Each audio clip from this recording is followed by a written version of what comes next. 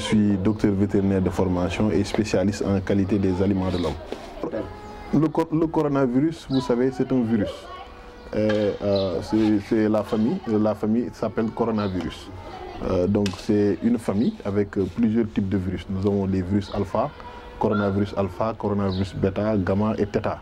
Donc aujourd'hui, il faut dire que le coronavirus est là depuis des années. Depuis les années 1930, on l'a découvert la première fois chez les poulets. Puis vers les années 1965, il y a un Anglais du nom de David Tyrrell qui l'a découvert chez l'homme. Il y a une Anglaise qu'on appelle June Almeida qui l'a mis en image. Et c'est pratiquement en 2002 qu'on a vu que ça pouvait être une zoonose, c'est-à-dire une maladie qui s'est transmise de l'animal à l'homme. Donc parce que si on se rappelle, en 2002, il y a dans la province de Guangdong en Chine, la maladie est apparue chez la chauve-souris qui l'a transmis à un animal qu'on appelle civette. Cette civette a été mangée par les Chinois et ça a créé une épidémie qu'on appelle SRAS, syndrome respiratoire aigu. Et ça a fait énormément de morts dans cette localité. Puis en 2012, la maladie est réapparue également au Moyen-Orient. L'animal incriminé aussi, c'était la chauve-souris qui l'a transmis au dromadaire. Puis les Arabes l'ont mangé et ça a créé ce qu'on appelle le MERS, syndrome respiratoire du Moyen-Orient. Et c'est en 2019, n'est-ce pas, que le nouveau coronavirus est apparu en Chine. Bon, il y a beaucoup de thèses, mais il y a une thèse qui dit que, c'est la thèse la plus probable, qui dit que c'est sorti de la chauve-souris qui l'a transmis au pangolin. Et le pangolin a été mangé par les amis chinois dans le province de Wuhan, dans le marché de fruits de mer, n'est-ce pas. Et c'est là qu'est apparue la maladie.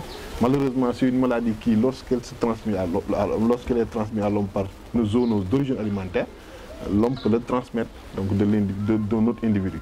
Ce qui fait que aujourd'hui, ça a fait ce que ça a fait. Donc les hommes se sont transmis la maladie. Et aujourd'hui, on a eu une pandémie parce que pratiquement tout a touché tout. C'est pas facile. C'est pas facile parce que, vous savez, le coronavirus est un virus qui mute. Donc ça change beaucoup. Et ce qui fait que aujourd'hui, il y a un problème avec l'immunité. Parce qu'aujourd'hui, on est en train de voir, on peut même voir des gens qui ont eu la maladie et qui puissent encore avoir la maladie après quelques années. Donc j'ai vu dans la presse, certains spécialistes disaient de laisser circuler le virus, mais ça, faites les mesures barrières, portez des masques, mais s'ils n'ont pas de masque, cela va de soi que ça va être compliqué.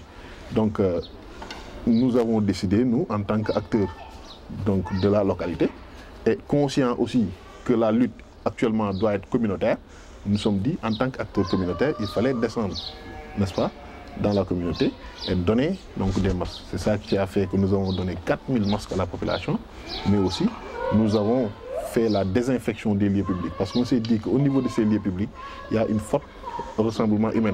Et le virus peut être dehors. Vous savez que le virus peut rester dehors. Donc il fallait maintenant désinfecter ces lieux. Il y a également les mosquées qui sont ouvertes. Il fallait désinfecter aussi les mosquées.